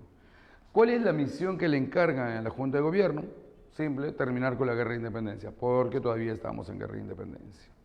Clave avión, pero fracasa por la acción del Congreso, que cambian los mandos militares y todo se va al diablo. Y por eso se da el motín de Balconcillo, que es el golpe de Estado, ¿no? Por el cual Rivagüero llega al poder. 12 dice: determina la verdad o falsedad de los siguientes enunciados relacionados a la corriente libertadora del norte. Debido a la corriente libertadora del norte, Bolívar, dice, asumió los poderes dictatoriales para luego hacer frente a Rivagüero y no. Bolívar asume el gobierno después de que a Rivagüero y a Torre Tagle se le ha destituido. Falso. La lucha en España entre liberales y absolutistas también se reflejó en el ejército realista que se hallaba en el Perú, sí. Por eso se da, ¿no?, el golpe de Estado contra el virrey Joaquín de la Pezuela. Ya, eso es verdad. Bolívar estableció, dice, restableció el tributo indígena para financiar las campañas de Junín y Ayacucho. Bolívar, dice, restableció el tributo indígena para financiar las batallas de Junín y lo que vendría a ser Ayacucho. Ojo con eso. No solamente por eso, sino también porque requería también impulsar, en ese caso, el dinero que se requería para el propio gobierno, ¿no? Dice, Bolívar restableció el tributo indígena para financiar las campañas de Junín y Ayacucho. Ya, aquí hay un detalle con las claves, ¿no? Porque si es verdadero, ahí dice, no hay verdadero, falso, verdadero, sin problemas con claves. Aquí tendría que ser verdadero eso. Sí se da, pero también para cuestiones económicas. Dice luego, en la batalla de Ayacucho se selló la independencia del Perú y Sudamérica. El denominado Ejército Real del Perú, o realistas, estaba formado por mayoría. Sí, eso sí es cierto. En todo caso, había una corrección, ¿eh? Aquí sería falso, verdadero, verdadero, verdadero. Clave enano, pero con esa corrección, ¿ya? 13 dice, determine la verdad o falsedad de los siguientes enunciados relacionados a la corriente libertadora del norte. Bolívar, por invitación del Congreso, arribó al Perú asumiendo la dictadura, comisarial en 1834. Sí, eso sí es verdad. Luego de la victoria de Junín, la Serna se dirigió hasta Ayacucho, donde se enfrentó al ejército patriota. Dice, luego no, porque lo de Junín era una avanzada. Así que eso es falso. El Congreso de Panamá convocó al delegado de México, la Gran Colombia, Perú, Argentina y Chile para formar la Confederación de los Andes. Lo que pasa es que Bolívar era la corriente libertadora, pero cuando esta ya había terminado, o sea, ya se había dado de la independencia ya del Perú tras la batalla de Ayacucho, él luego convoca al Congreso de Panamá para instalar lo que vendría a ser la llamada Federación de los Andes, no la Confederación de los Andes. Así que eso sería falso. Después del fracaso de la Constitución vitalicia, el Congreso restaura la Constitución del 23, sí, eso es verdad. Así que la clave aquí también es enano. 14, ¿qué me dice 14?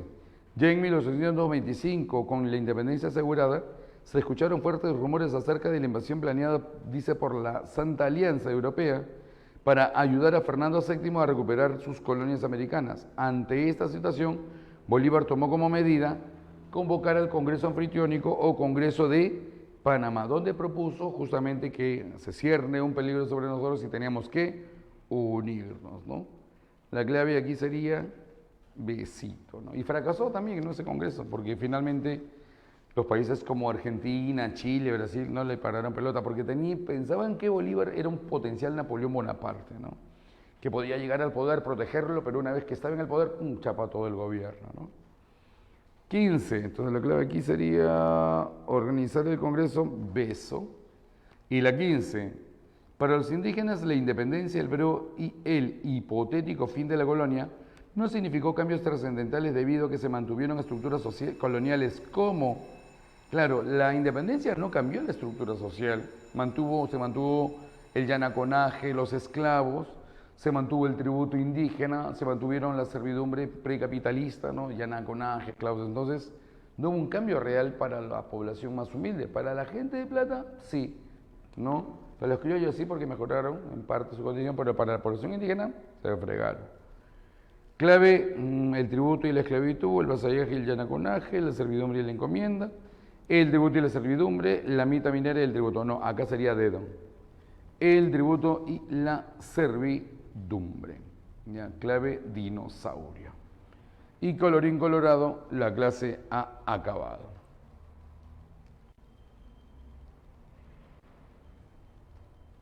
Muchas gracias, jóvenes. Cuídense. Nos vemos Dios mediante la próxima semana. Y participen en su amanecida, pues está buena. He visto a los profesores muy buenos. Chicos, muchísimas gracias por su participación activa y recuerden también que los seminarios para esta semana, ya se comunicó el seminario que estaba pendiente a pedido de ustedes de razonamiento matemático, se publicó también los temas, va a ser este miércoles, y también los invito al seminario de biología con el profesor Antonio Cabrera el día de hoy. El material también los voy a pasar para que lo tengan a la mano y el link les pasaré a partir de las 4:35. Es el seminario de biología, hoy tema miscelánea. ¿Ya, chicos? Entonces les invito y también voy a estar publicando el seminario de... A ver un momentito. También esta semana en total hay 3 seminarios. ¿Ya, chicos? Hoy de biología, de 4:45 p.m. a 6:15. El miércoles de RM, tema cortes, elementos recreativos, cronometría y calendario, de 4:45 a 6:15. Y finalmente, el seminario de química el día jueves. ¿Ya, chicos? Entonces voy a estar enviando oportunamente el material para que asistan al seminario. ¿Ya, chicos? Gracias, chicos. Nos preparamos entonces para la siguiente clase, química.